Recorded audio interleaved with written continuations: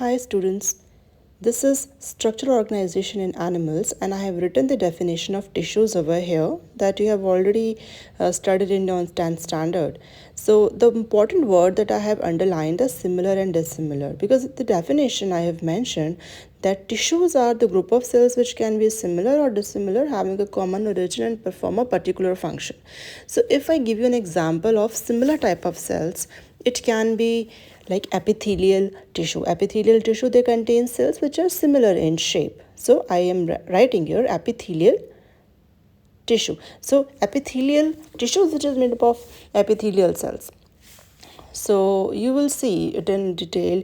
We will discuss it later on. And if I will give you an example of dissimilar type of cells, a very good example is our blood, which is a connective tissue.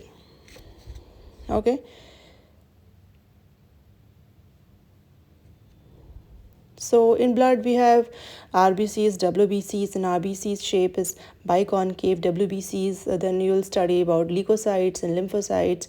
These all, and WBCs, they have irregular shape. They can change their shape. They're amoeboid.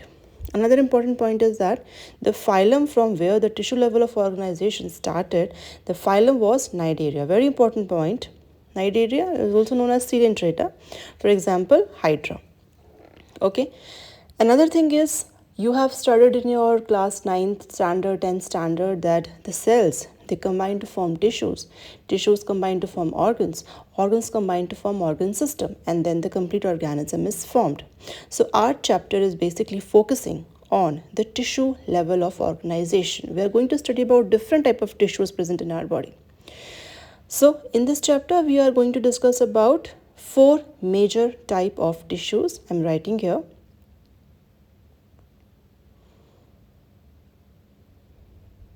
Four. Number 1, epithelial tissue.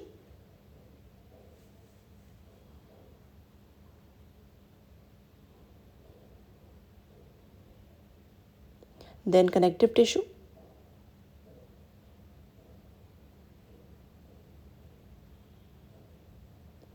Then muscular tissue.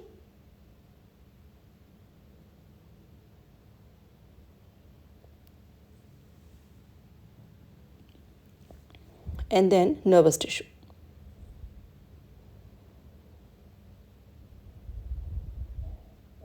Right. So epithelial tissues are very, very important from the exam point of view because most of the questions they have come from epithelial tissue. We will study it in detail. Okay, so let's talk about briefly about the epithelial tissues. As a word, you see, this is epithelial. Epi and thelial, they're the two words. Epi means upon. Epi represents the word upon. And thelium, it represents a layer. So what is this? Like this is a layer which is present on the top of your body organs. If I talk about your organs from the outside and inside, the outer covering you will find it is of epithelial tissue. For example, if I give you your skin, your skin is also epithelial tissue from outside, and your internal organs from inside, they are lined by epithelial tissue. So it forms covering. So obviously the major function is protective in nature. It is going to protect, it is going to provide protection to your body organs as well as to your organs from outside. Another important point is that they have the regenerative power, means they can repair, they can renew. For example, your mouth, you take food and most of the times your epithelial cells, they got worn out. And the new epithelial cells will automatically form because they have that capacity to regenerate. That's why they have a regenerative power. One important point is also they are avascular. They don't have the blood supplied directly in them.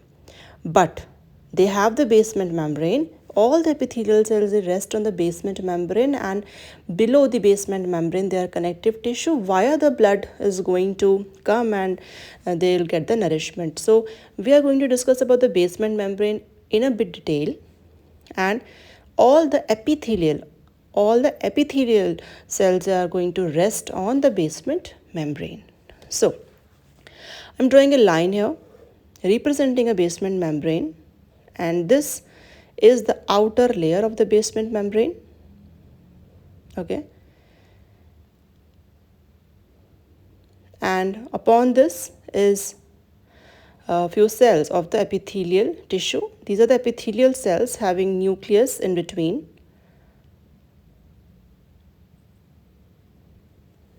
Now, this is representing how they are resting on the basement membrane. The outer layer of the basement membrane is a bit thin, and the inner layer that I'm going to draw right now, this will be thick. So this layer is thin.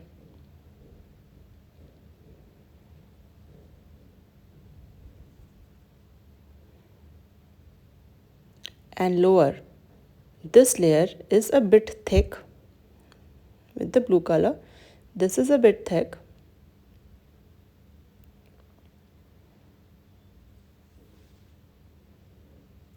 So this thin layer is known as the basal lamina.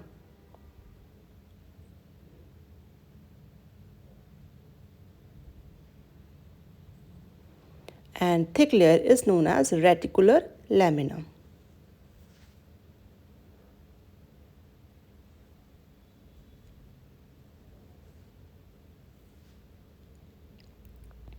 Basal lamina is made up of glycoproteins and mucopolysaccharides.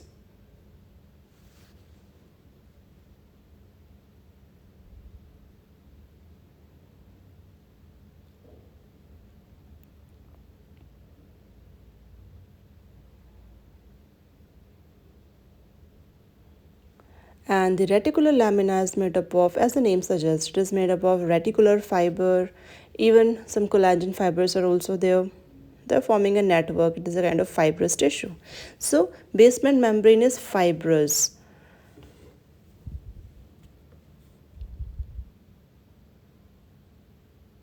Okay, now let's talk about different types of epithelial tissue. A very, very important point. I'm drawing a chart here showing you the two major categories of epithelial tissues. First are known as simple epithelial tissue, and second, compound epithelial tissue. The word simple, it represents that they will have a single layer.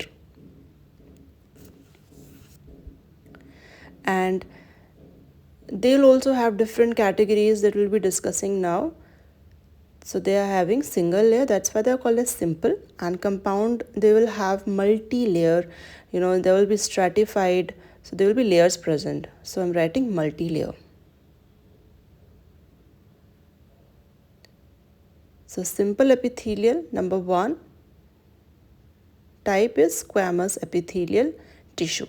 This is again very important because again questions have come from squamous, and squamous is the very flat cells, very thin cells, basically where diffusion take place. You will find this type of squamous. Second category are cuboidal epithelial tissue. Name suggests they will be cuboid shape. Then columnar epithelial tissue. They will be like column shape. Then ciliated epithelial tissue. Obviously, these cells will have cilia in them, hair-like projections. And I will be covering these ciliated within cuboidal and columnar because these cells got modified. They will have cilia. And fifth category, they will be glandular epithelial. These cells will form glands. And last, pseudostratified. Pseudo means false. Means it will give you an appearance of layers, but actually it is not having layers. It is only single layer.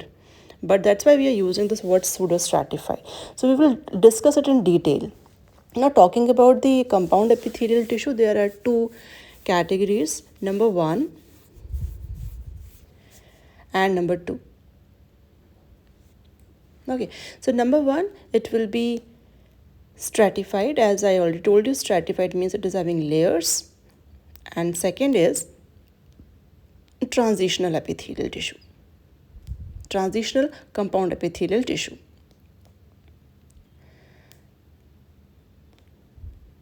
So stratified. Now stratified is again having two types depending upon the presence or absence of keratin protein, layer of keratin protein. If that particular layer is present, if that particular layer of keratin protein is present, it will be known as keratinized stratified compound epithelial tissue. And if it is not present, that will be known as non-keratinized stratified compound epithelial tissue.